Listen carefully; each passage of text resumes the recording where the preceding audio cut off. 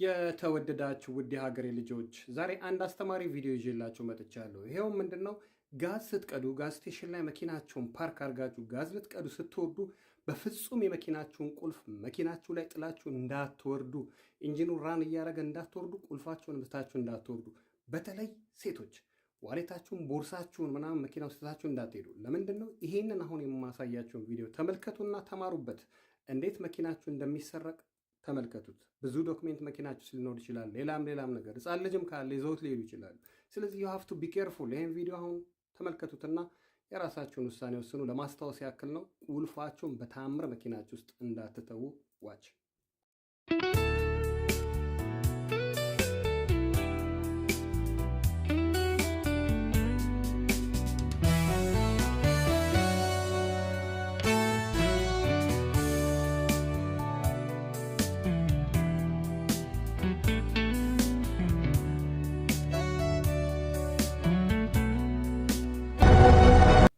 It's gone.